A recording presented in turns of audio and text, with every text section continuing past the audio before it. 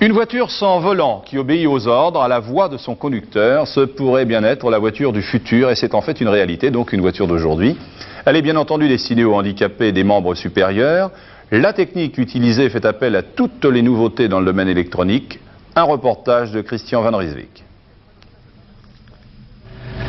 Cette Renault 5 automatique n'a plus de volant. C'est le pied gauche qui assure le guidage en direction. Le pied droit, comme sur un véhicule classique, prend en charge le frein et l'accélérateur.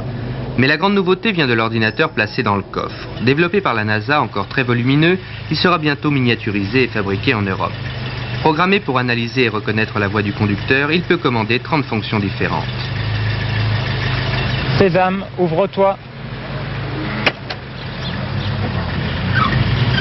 En avant, siège. Arrêt. Pour construire cette voiture, il y avait d'abord à la base l'idée qu'il faut donner quelque chose de moderne comme solution aux problèmes posés par ces ex-victimes de la thalidomide qui sont maintenant en âge de conduire, parce que ça monte à une vingtaine d'années.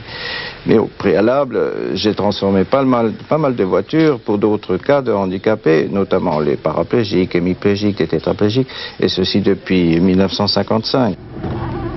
Droite.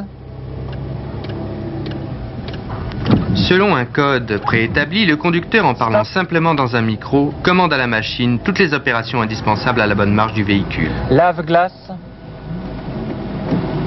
Repos. Gauche. Stop.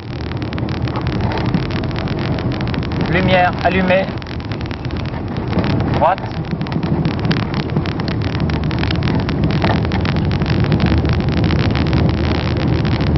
Stop.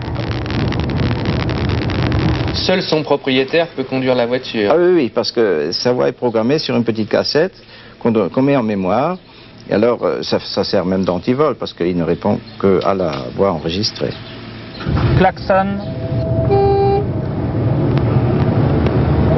Radio. Silence. Actuellement, ce prototype coûte très cher, mais dans un an, sa production en petite série devrait pouvoir abaisser son coût au prix du véhicule de base majoré de 25 000 francs. Les études faites sur cette voiture permettront de conduire à plusieurs milliers de handicapés, mais aussi elles préfigurent les améliorations des automobiles de haut de gamme où dans quelques années, les glaces électriques, la climatisation, la radio seront commandées par la voix. Nous vous l'avons dit hier à 13 h, cette semaine marque à Paris le début des présentations.